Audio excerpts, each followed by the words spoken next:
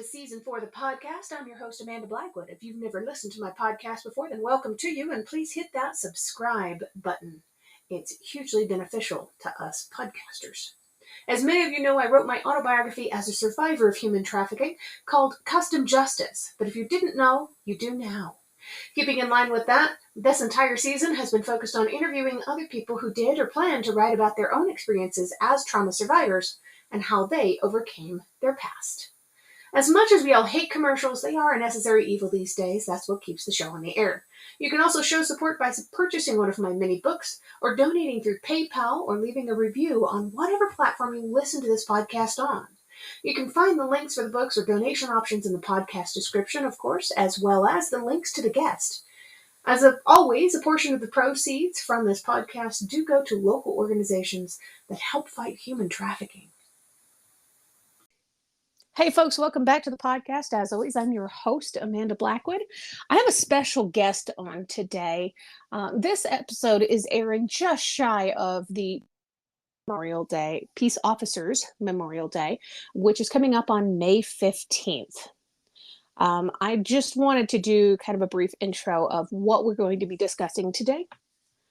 Detective Thomas William was ambushed and assassinated in order to prevent him from testifying in a robbery trial. With me today, I have his amazing, remarkable daughter, Susan Snow. Susan, thank you so much for joining me and welcome to the show. Thank you for having me. I really appreciate your time. Man, what a crazy story. I mean, it was 1985, right? Yes. How old were you? 17. This had to hit you so hard, I can't even imagine. It did. It was it was like having the rug pulled out from underneath me. You know, I was living a normal teenage life at the time. And you just don't think about something like this happening, especially because he was a detective and not, on the beat. He wasn't out on the streets. So, you have that sense of kind of security that nothing bad is going to happen, right? And it did. Wow. And you're 17. I mean, you're at that age, your dad is pretty much your whole world, right? Oh, absolutely. He was my best friend. Oh, man. Yep. So can you tell us a little bit about what happened? I mean, I kind of barely touched on it. He was ambushed. He was murdered.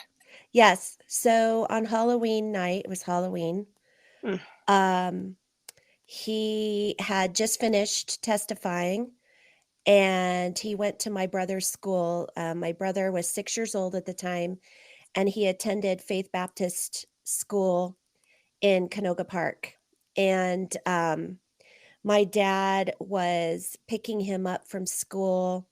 He noticed a vehicle coming towards him, and he's obviously I imagine he saw the gun because he turned to my brother and told him to duck down in the truck. So that was his last thing that he did here on earth, is save my brother's life. My goodness. From there, the school called us at my mom's, at our family home. And being a teenager, when the phone rings at 17, of course, obviously it's for you. So as a teenager, I ran to the phone thinking it was my boyfriend or a friend, or I was supposed to go to a party that night. So, I picked up the phone and it was a lady from my brother's school. And all she said was that there was a drive-by shooting and my dad was involved. And I immediately handed the phone to my mom, and my mom was like taking her costume off for the night. She had worn at work, and I could see her body language, and she hung up the phone and she said, "We're going to the school." And when we went to the school, neither one of us spoke a word, for one. We didn't know what we were going to come upon. And when we arrived, we saw an ambulance and we saw police officers. and we parked the car and got out, and the officers were crying. Mm. Um, yeah, and that was the first thing that I saw, and then, we saw my dad's body in his truck that was shot up, and, that was my world started spinning at that point. I no idea how to manage all of these things that I was seeing, so Wow. Just having to witness something like that, even if it's somebody that you don't know, is devastating and can cause massive amounts of PTSD and permanent trauma. right. Knowing that this is somebody that you love, somebody that you're close to, I can't even begin to imagine what kind of an impact this made on not just you, but on your mom and on your baby brother who was there. He was only 6. Yeah, he was 6. I think, in writing the book, I really realized, a couple of different things. Um, Unfortunately, before that happened, my relationship with my mom was a little bit strained. As it Um, is with most teenage girls and their right, mothers. right. And that night, I was just trying to process everything, and my mom was pulled away, and someone talked to her. And I actually was sitting in an office trying to process what I saw because my brain literally split in half. Like, part of my brain was like, "Yes, you saw what you saw," and the other part of my brain was, "But why aren't they helping him?" Because I saw the ambulance, and nobody around me was like, I had no comfort at that point, and I heard 2 ladies talking, and the lady from the office talked to another, lady from the school, and she said that my dad died, and it connected with me, and I was like, "Oh my god, he's gone." And then my mom came up to me and said she was sending me away to a neighbor's house, Mm. and I didn't know how to process that either because I wanted to, even though I didn't wanna be there per se, I wanted to be with my family unit. I Right. needed I needed that comfort, and I needed to know my brother was okay, where he was. I had no idea where he was. I didn't know if he was at the hospital. I didn't know if he was, I had no idea, and nobody was telling me. And all I knew is the neighbor was coming to get me. Well, you're So, 17, your dad's just passed away. He's just yep. been murdered. Of course you don't want to lose your family right then. No, And so I ended up getting picked up by the neighbor. I went to the neighbor's house, and I had to process this with the neighbor lady. Oh And my it gosh. and I can't even describe it because it was like living in a fog for one. My boyfriend at the time was called, and he came, to the neighbor's house.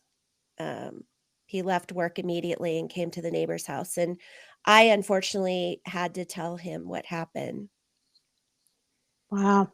But he came to be there for you, which is Absolutely. He was that's 19 pretty years cool. old at the time, and most boys at that age would have said, "You know what? That's This too is much. too much. Bye-bye. I can't do this," right? But nope, he stuck with me, and he's still with me. Um, Wow, he's still with you. Is this your husband of almost yes. 38 years? Yes. Oh Yep. my gosh, Susan, that is such a I mean, well, for one, it's a huge relief to me to know that you've had somebody with you all this time, but what a cool dude. Yeah, we both were, young, and neither one of us knew how to, you know, navigate through all of this stuff that was happening because I mean there was just so much. Like, even that night, I had, unbeknownst to us, we were in danger, and we didn't know it. Because it took them some time to find the perpetrators involved. And so immediately I went from this normal teenage lifestyle, quiet neighborhood, pretty normal, to police officers everywhere. Like 20 in the front yard, 20 in the backyard, helicopters, you name it. And you're hiding at the neighbor's house. And I'm hiding at the neighbor's house, and I have no idea if I can go home yet. Nobody's calling me. I had no idea. So when we were able to go back to the house, my mom was there. I guess my brother was there as well, but he was in his room with some other people, just consoling him. But I walked into a neighbor in my living room, and I didn't recognize anyone there. And apparently, the chief of police was in my living room, and I had no idea. Wow. Wow. It became very surreal to me that this was my life. Yeah, I imagine. Mm-hmm. I mean, these are just the initial impacts too, because Right. there's so many long-lasting impacts when you Oh, go yeah. through something like this. Absolutely. Yeah. I mean, Yep. did you later on start having flashbacks and stuff of that day? Well, okay, so let me tell you a little tale. So LAPD decided that we needed to go into therapy about a month after. And I've never been to therapy before, but I knew, like, I felt crazy. I was living in a fog. I wasn't sleeping. I just wanted to be with my dad. So, unbeknownst to me, that was suicidal ideation. I had no idea. I had anxiety. I didn't feel safe, like all the things that come along with PTSD. And back in the 80s, they didn't even know, they had no idea about PTSD, and they didn't, we didn't talk about it. So we went to therapy, and I thought, oh, awesome. There's a adult that can help me navigate this. And I met with him, and all he wanted to do was talk about my relationship with my mom, my boyfriend, and school. Mm. And it Trying to happened. bring about some sense of normalcy, maybe? He never, ever, ever. I saw him for a year. I know. I Wow. tell people this, and they go, "What?" For an entire year, he never dove into anything. He never asked me any questions. He never, nothing. And for an entire year, that's all we talked about was my boyfriend, my mother, and school. And I was still going through all of these emotions and trying to navigate them myself. Wow. And so after a year, he looked at me and he said, um, Susan, you're a well rounded young lady. You're strong, and you're going to be fine for the rest of your life. I don't need to see you anymore.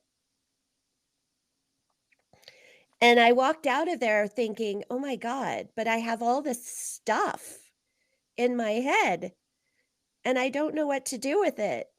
So I just must be crazy. They've given up on me, and I'm nuts, and that's it, right? Wow. Yeah. So I went just dealing with having anxiety, having depression, having suicidal ideation, fleeting thoughts here and there, and Right. thought that was normal. Wow. So it wasn't until we moved to Colorado, and uh, when we moved to Colorado, now I'm married with 2 children, and Columbine happens. Mm. That's right down the street from my home. Is it? Okay, so Yeah. I was working as a hairdresser at the time, and I had put my client under, uh, to process. And I went into the back, and we had a tiny little TV, and I turned it on, and obviously it was all over the news. And I stood there and I watched all the scenes. I saw the police officers at the school. The kids were around my same age. And I literally sat there and started having flashbacks.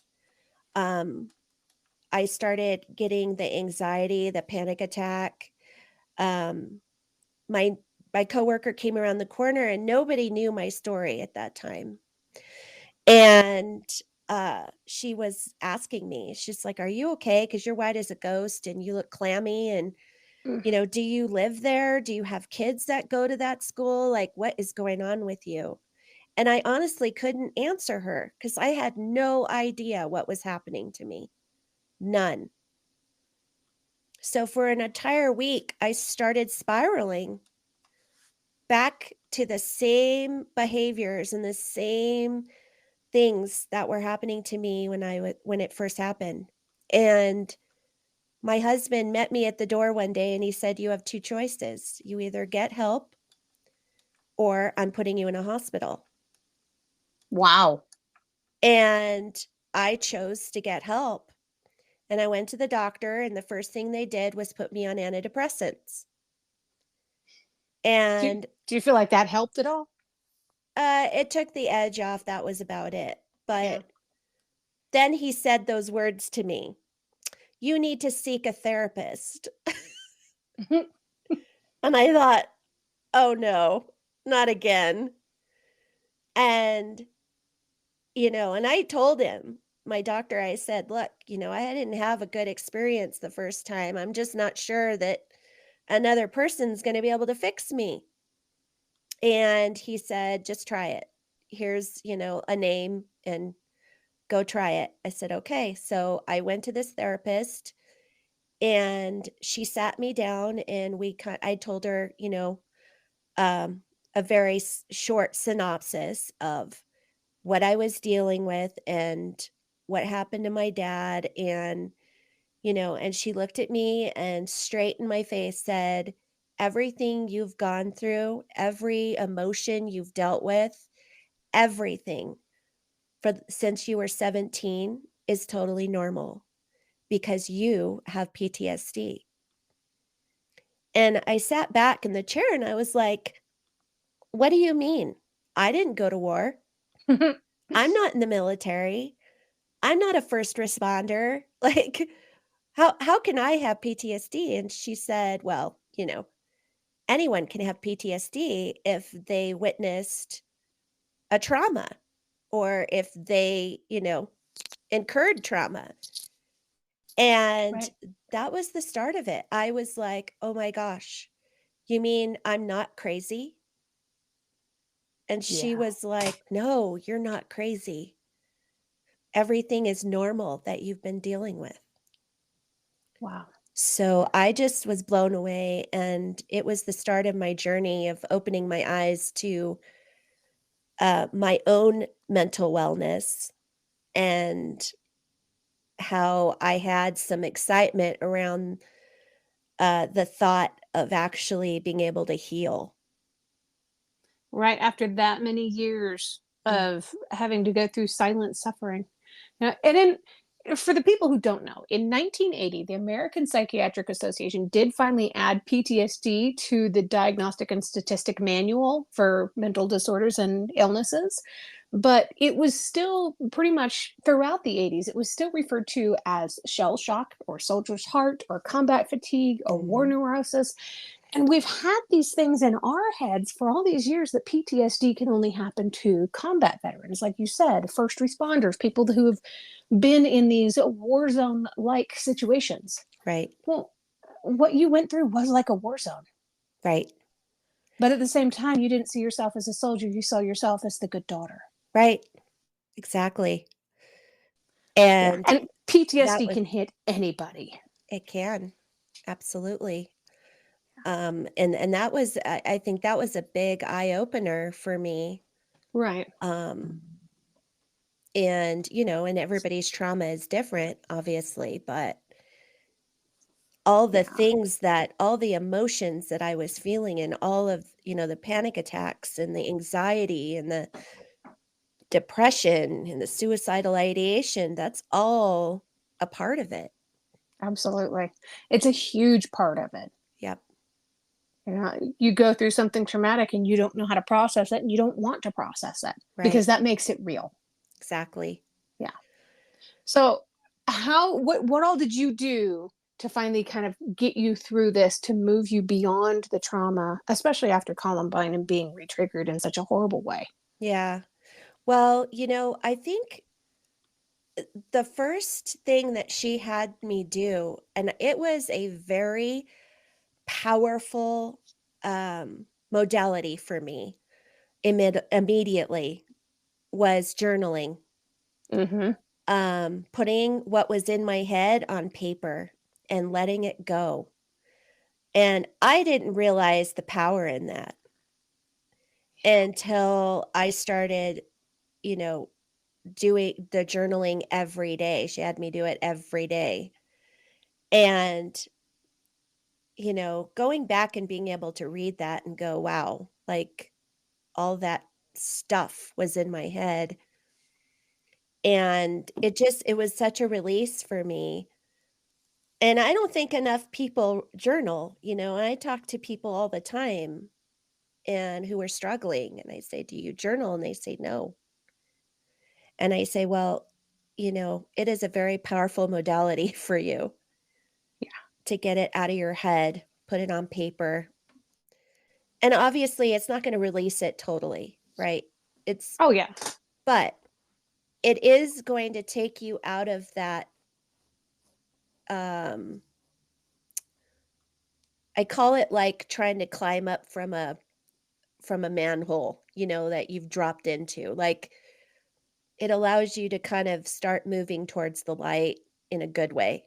Um, and so I started doing that. I did do some tapping,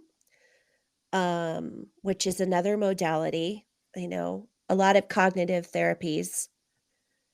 And the tapping was mainly so that I can ground myself when I became super anxious. And I still use that modality today, right? Because once you have Right. PTSD, it doesn't just go away, but you learn to manage it. Right. Exactly. Mhm. Yeah. And I had actress Laurie Holden tell me one day, um, it never really goes away at all. You Mm-mm. just kind of learn to make room for it. Yep. And it's true of so many things, because the pain of losing your father, I'm sure, has never really gone away, but you've learned to make room for it in your life now. It's the same with the PTSD. Yep. Absolutely. And then, in going and doing all of this healing, I knew that even, as I got a little bit older, I knew that there was a purpose behind everything that I was going through. And at 50, I decided to write a book. Wow. And by the way, Susan, you have a very young voice. I know you were 17 in 1985, but I wasn't going to do the math because you sound younger than me. Oh, thank you. I appreciate that. And Um, speaking of your book, do you happen to have that with you? I do. Do you have maybe a part of it that you would like to read for the audience? Oh, sure. I can do that. Let's see. Mhm. I'm so thrilled that you were able to write this book too. I mean, this could not have been easy. I'm sure, like you said, it was probably quite therapeutic to be able to get it out too. But your book is called "The Other Side of the Gun," Yep, it is. and it just looks amazing. I can't wait to get my copy. It's on its way now. Yeah. I was hoping it would be here by now, but it just wasn't. No, that's fine. I knew in writing this book, and there was a lot of things that there was a lot of things that I knew that would come out in the book, and that I was going to be a little bit terrified of, Yeah, right? Um, any Anytime you are dealing with a trauma, and all of us as human beings, um we don't want to go into pain, right? We're not heading into pain, right. Never on purpose. never on purpose. And um so when I knew that I was going to be dealing with this, I definitely just took a deep breath and just started to dive in. And it took me 4.5 years to write this book. Um, but what I did is anytime that fear came into my mind and into my body, I would think about my purpose on the other side, which was healing other people, not just myself, but healing others as well. And so I thought that that was, anytime I felt that fear, that's all I thought about. And I just kept moving through it. So I tell people all the time, that's my message. Once you feel fear heading into your pain, you got to figure out what your purpose is on the other side and head towards that. Right. And you'll be able to move through the pain. And getting through that pain and letting go of that trauma will give you a freedom from that pain having a hold over your life. Wow. Speaking of healing and letting go, how is your little brother doing these days? He's actually doing really well. You know, Ryan is, I call him my Hercules. He's been through so much in his life, and he would tell you, like, he chose self-sabotage to deal with his trauma and his pain. Yeah. And has had a path that was very difficult. However, as he's gotten older, he's realized that, he wants a different life, and he's been doing the work, and I'm so proud of him. He just got married, and Aww. yeah, to the love of his life, and I was able to be there for that. And he and I did not have a very close relationship. We're 10 years apart for very many years because of the path that he took. Yeah. But about 5 years ago, we really started to heal our relationship, and I'm so proud of how far we've come. That is really cool. I'm proud of, and I don't even know him. It's Yes. not easy to stop that cycle of self-sabotage and self-medication. Oh, yeah, absolutely. Um, so I don't know how much you want me to read of this book, but I'll read a little snippet. Okay. This is from chapter 19. My journey of growth continues. We all have challenges in life, and some of us experience traumas that cause PTSD. But would I roll back the clock and change things if I could? The answer is no. I have grown into the person I am today, and I'm growing into the person I will become through the pain, trauma, and hurt I've endured. For much of my life, I behaved as if everything happened to, within, and around me was okay, and I didn't let anyone in to help me. That was not a healthy way to live. Among the things I've learned is this: being brave doesn't mean you have to tackle life's challenges alone. It means you have to allow yourself to be vulnerable enough with your feelings to seek help. It's not easy to work through the emotions you deal with when you experience trauma. It's even gut-wrenching at times. But I know that if I do the work and move through my feelings, there is freedom on the other side of pain, and I refuse to give up. Absolutely beautiful. That's The Other Side of the Gun by Susan Snow. Um, I I love the book cover. This is just beautiful. This is an Uzi on the cover, right? Yeah, it is an Uzi. My dad was killed with a MAC-10. Yeah. But that artwork, I'm very, very proud. That artwork was done by my middle son. Oh my gosh, are you kidding me? Yeah. Oh my gosh, Ye the talent just abounds in your family. Yeah, he's extremely talented with his artwork, and, Wow. I told him the concept I wanted, and he just ran with it. Man, that is cool. Yeah. Wow. Nicely done. What's his name? Can we say it? His name is Dylan. Dylan. Very nice work. And how old is Dylan now? He's just turned 27. Oh my goodness. Yeah. Wow. Adult children, isn't it weird? I just Right? got my first grandbaby. Oh, well, the one of the things that I pride myself on, and my husband and I both do, is it's kind of our church. We've always, been in the parents for other children who don't have the support system at home. Um, and Yeah. so we have all these bonus children, right?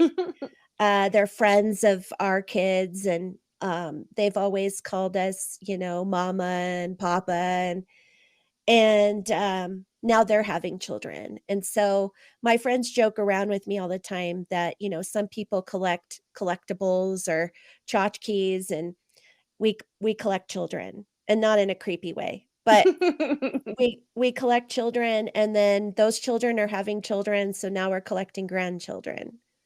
Wow. And, That's awesome. yeah, it's pretty amazing, and, I have 3 granddaughters and a grandson, and I just, it's amazing, and I think it's just because of, you know, how I felt when I was a teenager, and, kind of throughout my life, and I decided, I don't feel like I'm a big proponent of it takes a village, and so I feel like that's why I give my heart to these kids, because Yeah, every kid deserves to have a support system. So, absolutely. yeah, Absolutely. The best support system I had as a kid was a brief stint in foster care. That's not the typical story that you would ever hear of foster care, but it was emotionally, it was very helpful. You find it in sometimes some of the most unlikely of places. right, You right. can find it in your friends' homes, you Yep. know.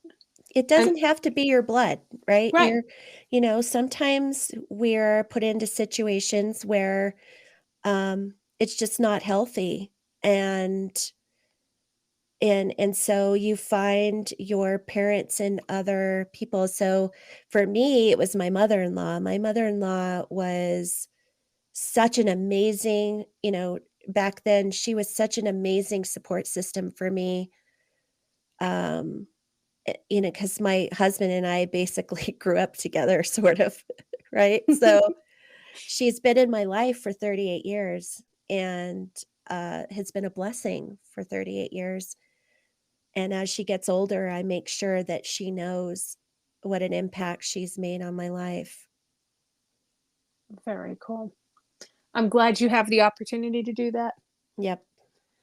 So for people to get your book, I know that you've got your website, Susan Snow Speaks. Is that where you would prefer people to go to grab a copy of your book? They could absolutely do that. They can also go on to Amazon. My book is in either paperback form, or they can get the Kindle form as well. And Very cool. I am working on the audiobook. Ooh, nice. And you do keynote speaking, you're a public speaker. If you guys Yeah. want to have Susan out, this is how you reach out to her. Um, and I've got your website, and I'm going to have your Facebook page listed as well as in the show notes so that people can reach out to you and hopefully hire you. Because I would seriously, I'd love to see you on stages. I'd love to be on a stage with you at some point. That would be amazing. Yeah, I've spoke in the past, and when I first started speaking, I mean, I've been speaking off and on since I was young, just because there was didn't tell you this. There was a TV movie made, and I was a creative consultant on that movie. Um, it was called The Price of Vengeance, Oh, and it was a part of the In the Line of Duty series. It's actually streaming on Peacock right now. Um, but so I have been in and out of speaking situations since this happened. And anytime I get on a stage, man, it is just, if you're a speaker, you know what I speak. The adrenaline of just being able to connect to people in that way is something that's out of this world.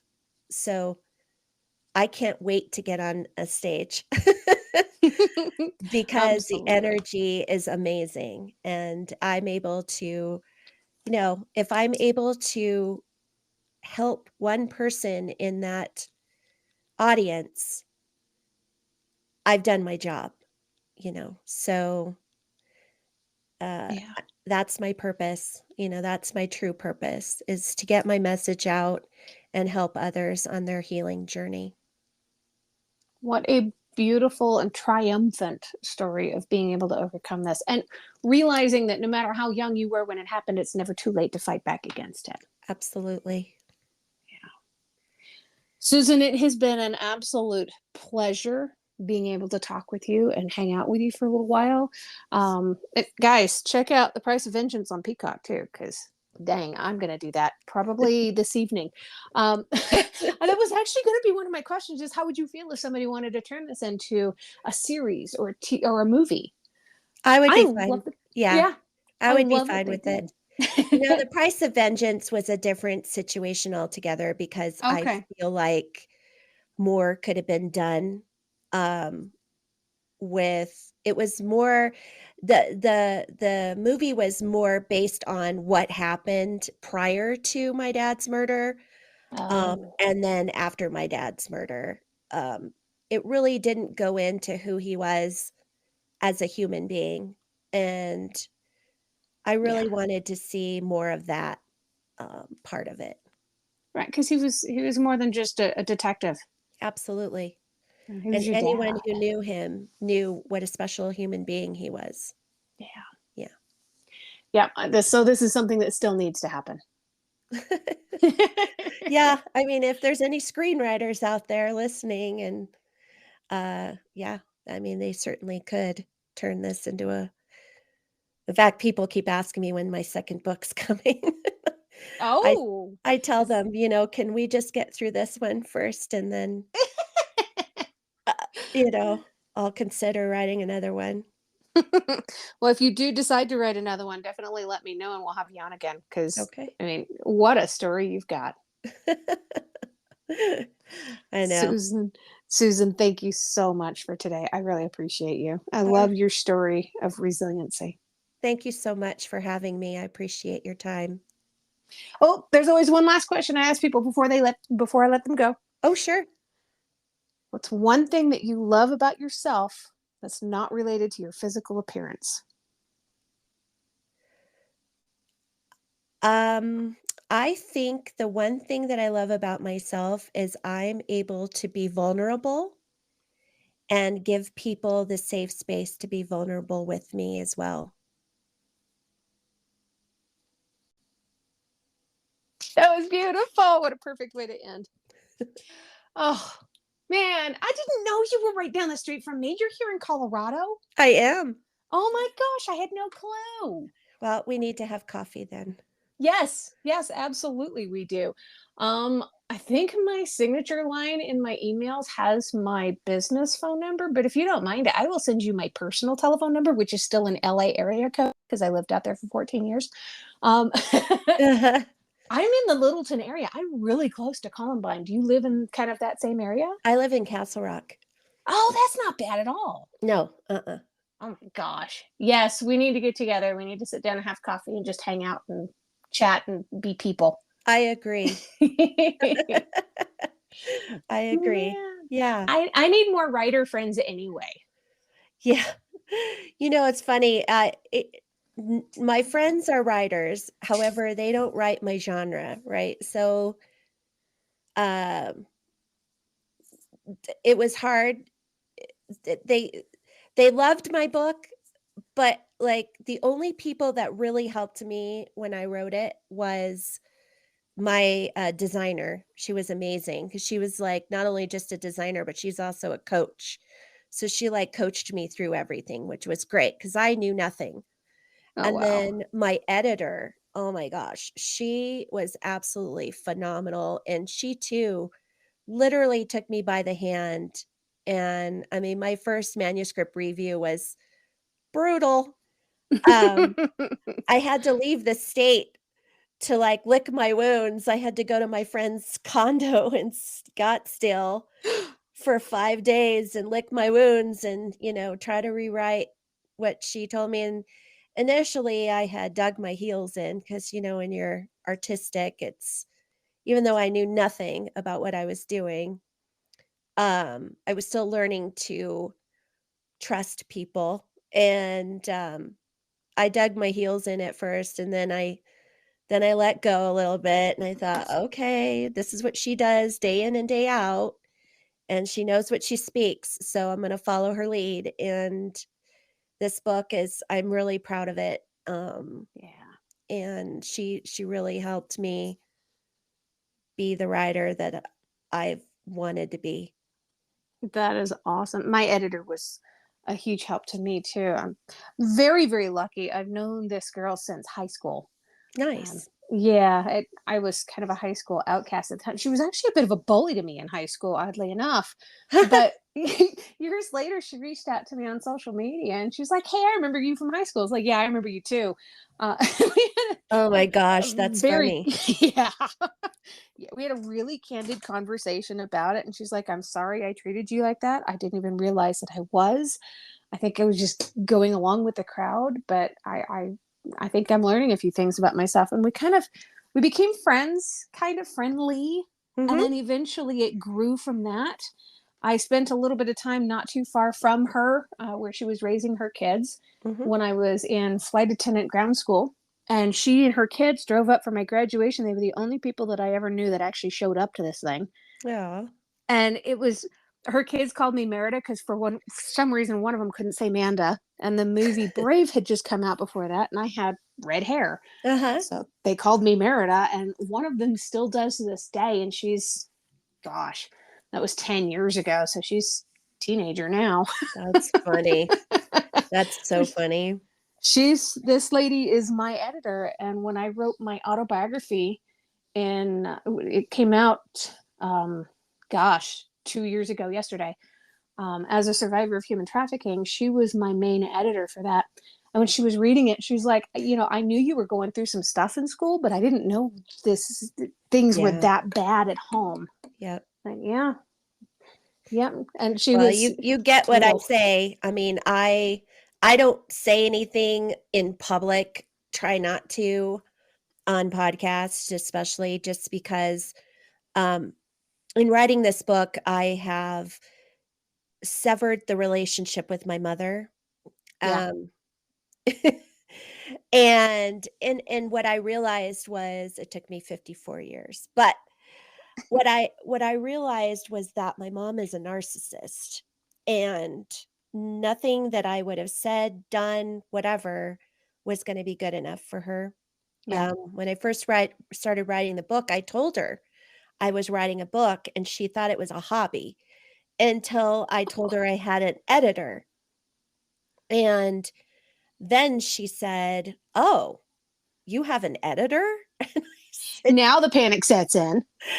"Yes, mom." Oh no, But what is she going to say about me? That was what, yeah. yeah, absolutely, and, it's unfortunate that I mean, before the book even came out, I sat down with her, and because she was, like, calling everyone she knew when she knew this book was gonna go live, not even knowing what was in it because she never asked me anything, and all she'd ask me is, "How's your book going?" And I'd say, "Oh, it's going, and I'm in the process of editing and whatever," but she never asked me what was in it. So, um, I'll tell you this, I so my editor is actually also, she's a shaman, and so she had told me that right off the bat. She's like, "I just want you to know I work with energies," and she was telling me about my energy.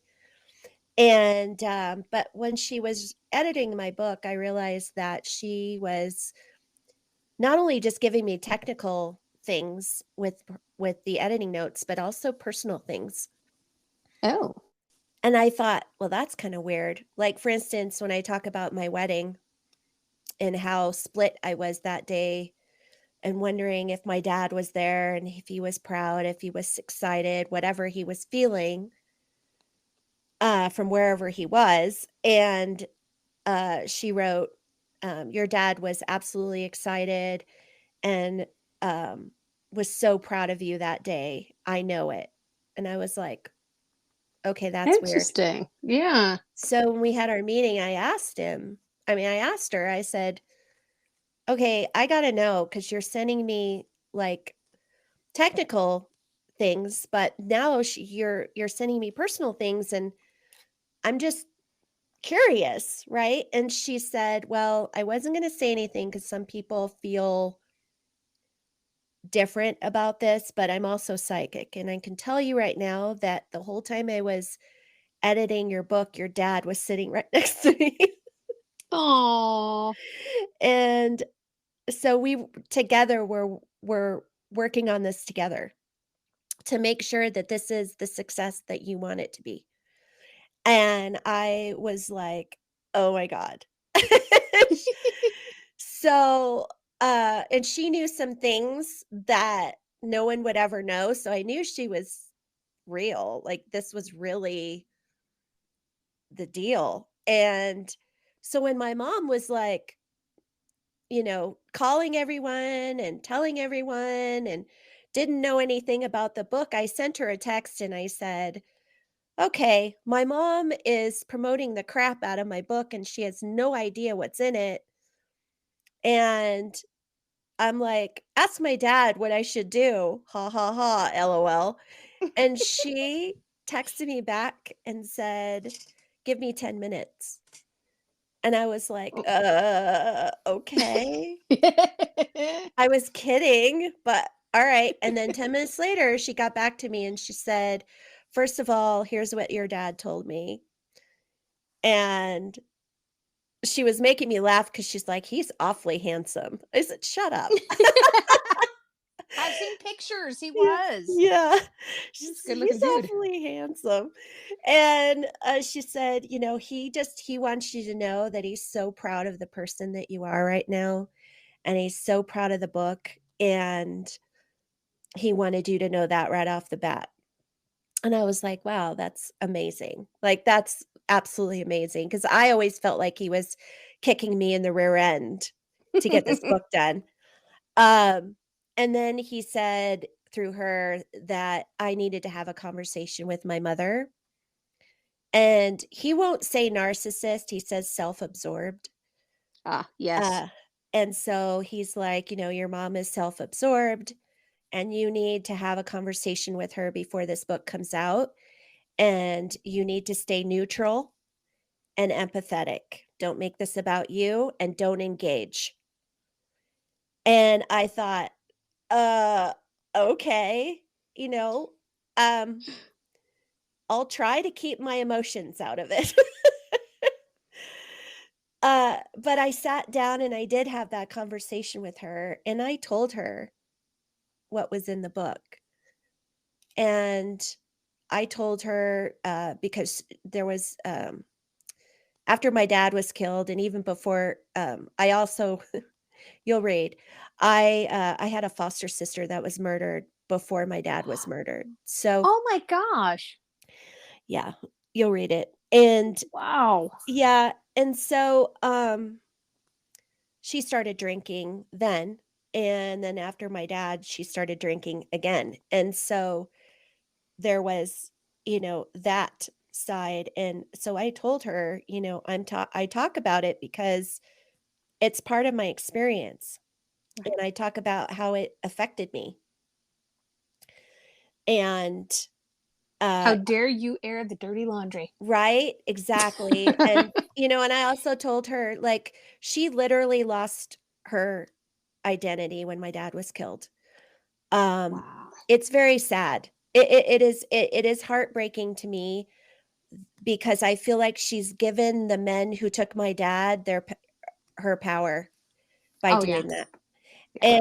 And yeah, so if you meet my mom within 5 minutes, if you said you were from Southern California, she would tell you exactly who she is and who my dad is in And see, in 5 minutes. 1985, I was 4, so Yeah. I'm pretty close to your brother's age. But we weren't living in LA at the time. I think we were living in Maryland. So Okay. it would have absolutely no bearing on my life, but I totally get that she would believe that it should have every bearing on everybody's life. Oh, absolutely. So that's how she is, even to this day. And Wow. and so I talk about that. I talk about, losing her identity, and she thinks I made her out to be a fall down drunk, which I did not. I didn't vilify her in any shape or form, but being a narcissist, she's made it all about herself. Yes. And, I also talk about all the things I went through and all the hurt I went through that she was not privy to. And Right. most parents would read that and be heartbroken for their child. And she is not. So that's kind of why I had decided, you know what, this is not a healthy relationship, because I gave her the book. I wrote her a note. And it was heartfelt. And I told her, I said, it's not an easy read, because it's not. It's not an easy read. However, it's an important read. And like, for the first time ever, you'll know who your daughter is. And Wow. she read the first 2 chapters and called me and said, "This is written really well. I'm so proud of you."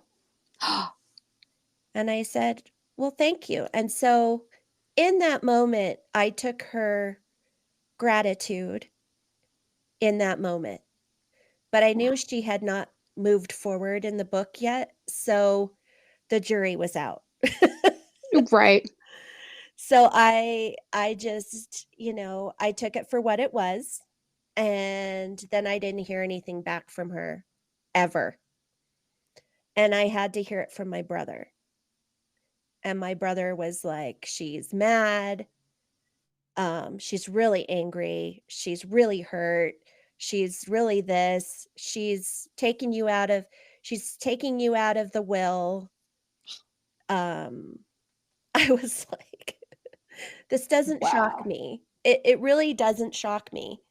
And it was sad for my brother, because my brother, that's a behavior that has happened through our entire life, uh, where she would pin us against each other. Mm. Um, Threats and punishments and division and yeah, absolutely. And then on top of that, like, because of his PTSD, he has physical issues. So he has seizures, and she's a trigger. ugh. So she triggered him when she said, "I want you to go with me to the lawyer, because I want you to know what you're going to get when I pass, and your sister's getting nothing, and blah, blah, blah." And that triggered him. Right. So I was a little angry about that for sure. Yeah. Um, because she knows that would trigger him. Right. But she didn't And care because it wasn't didn't about care. him. It was about her. Right. So, that relationship is done. Like, I and I feel at peace about it. Some people are like, "Oh, your mom's getting old, and what if she dies tomorrow?" And I'm just like, "You know And what? I don't know what to tell you." Like, you may think that I'm a cruel individual for that, but I have done and spent so many years in shame, in guilt, in all of these things that didn't serve me, because I was the parent to my parent. yep. Yep. Absolutely. I don't need it any. My parents, my dad was pretty physically abusive. My mom was mentally and emotionally abusive. And she's not been diagnosed, but I'm pretty narcissist. I'm pretty Mhm. sure she's also a sociopath. Yeah. But Right? I washed them out of my life. I think the last time I saw them was in 2009. The last time I had any actual exchanged words with them was in an email with my mother in 2013, so 10 years ago. Mm-hmm. And since then, the only contact I've ever had with them was my mother writing into different radio shows and stuff where I would do interviews and telling them, you should do a better job of vetting your guests because as her mother, I can tell you the truth isn't in her. I'm waiting for that. I really Oh my am. gosh. And of all the weird, bizarre comments my mother can make, the biggest argument that she has with the whole world is that she claims that I don't have naturally red hair. Wow. Huh. Just because it's not Deborah Messing red doesn't mean it ain't red. Right? A ginger is a ginger is a ginger. Right. I'm literally waiting for that day. And I I talked to my husband about it. I mean, he has been waiting for the day that I no longer had this relationship because Right. he has watched he has watched her hurt me year after year after year in some sort of way. And he's watched me try to be the good daughter. Um, and no matter, like I said, no matter, and you understand, no matter what you do, say, whatever, it's not It's going to not make any enough. difference. It's not enough for them. Yeah. And I'm sure at some point she's, well, I'll give you an example. I felt like I was in 8th grade. My brother got married last weekend and I went to the wedding and my mom was there. She had invited She has this nasty habit of making everything hers. So my brother's wedding was hers. And so she was inviting neighbors and then telling him, which is what she did to me with my wedding as well. And you'll read about that in the book. She invited her neighbor, and her neighbors and I have always gotten along. They've always been super sweet to me. They've just really nice people, right? So she invites them to the wedding, and she didn't acknowledge me one iota when I was there. And I Mm. thought, okay, that's fine, because I've had friends that were like, your mom's going to be there. What if she says hi? I'm like, well, I'll say Then hi. I say hi. It's not like we Right. can't be adults here. Right. And so I said the only thing that I won't tolerate is her creating a problem at my brother's wedding because he deserves a perfect day. And he was super nervous having us in the same room. Yeah, I'm Uh, sure. so, and I told him, I said, you don't have to worry about me. Like, no worries here. Okay. And because this is your day and you are the priority, you and your wife. And so, yeah, so I was sitting there and I looked and my mom hadn't even acknowledged her friends who were there. And they were at a different table at the reception. So finally the lady comes over and sits next to my mom, and as she sits down, she kind of looks over and looks at me and glares at me and then turns around and starts talking to my mom. And I was like, wow, I feel like I'm in junior high school again. Like the mean girls are talking about me. Yep. And I just left there and it just validated for me that that was a relationship I didn't need to have. Because clearly she's talking crap about me to her neighbors. Right. They So all know the drama. they do. Like, how dare Susan write that about you? And how dare Susan air that about you or make up those lies or whatever kind of thing. And I'm like, Well, and they're all from the generation where you weren't allowed to talk about your family drama outside of your family and no, even in the family to some degree. right. Yeah, and yeah, whatever. But, I I can't tell my truth and then not tell my truth. Like, Right, and then sugarcoat parts of it and leave yeah, other bits out and if I'm going to be cherry pick. 100% vulnerable, and it's funny because people go, okay, what's it like to have all of that? And you understand this with your book, to have it all out there for Yeah. everyone to see. And I said, well, if you're in Colorado, here's what it feels like. It's rush hour, I-25, and you're standing there buck naked. Yep. That's it. That's how it feels. Like you are all out there and you can't reel anything in, right? Yep. It's basically the complete opposite of what they tell you to do when you step out on stage. When you step out on stage, they tell you to picture everybody else in their underwear, right?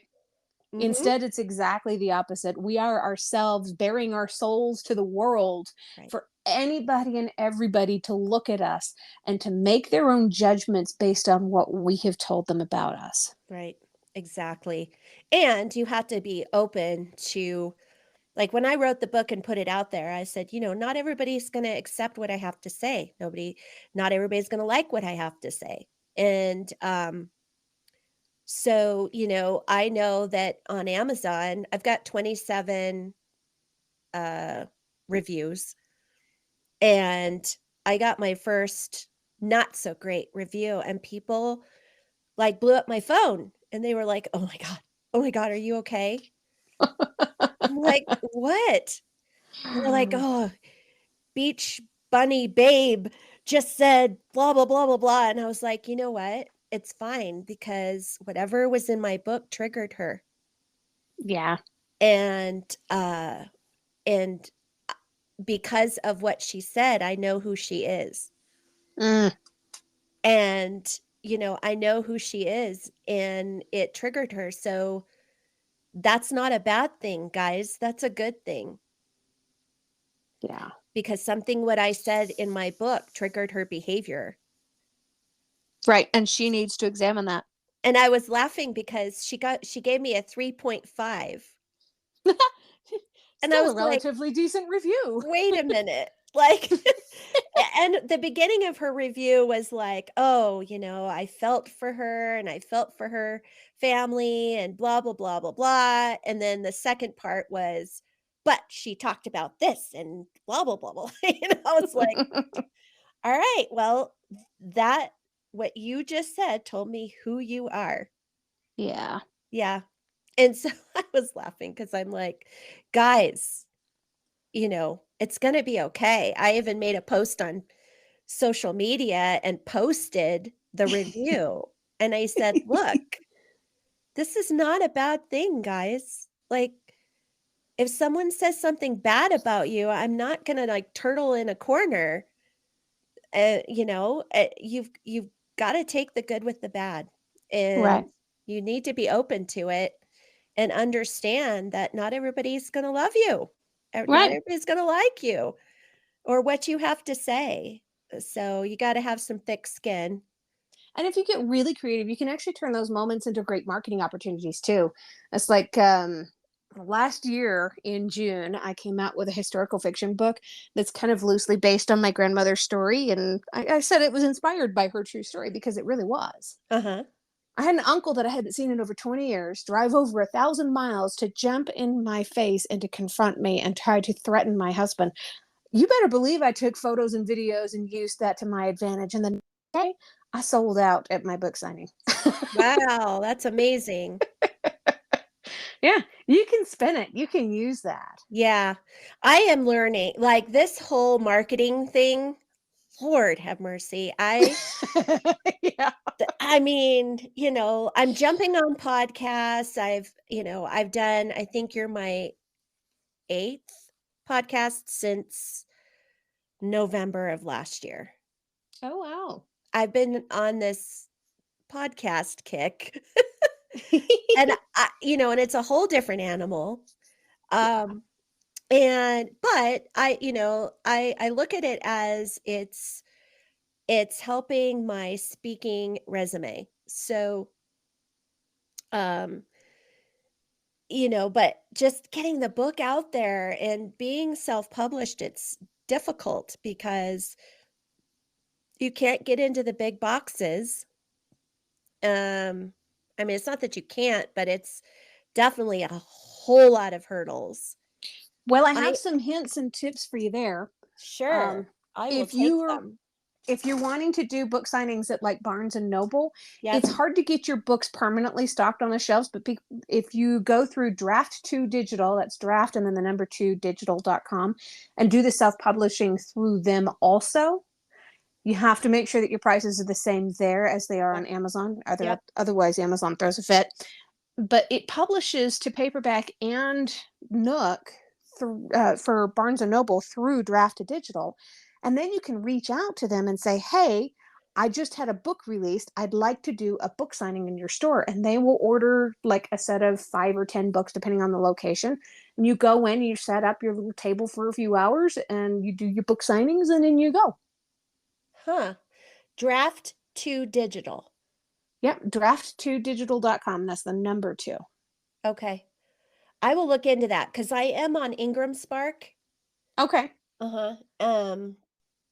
I am on that, is one of the things my designer said, like, you need to be on Ingram Spark. So Good. if smaller bookstores want to order it or libraries want to take it on, they can order it through Ingram Spark. So Right. And they can do that through draft for the libraries. They can do that through Draft to Digital also.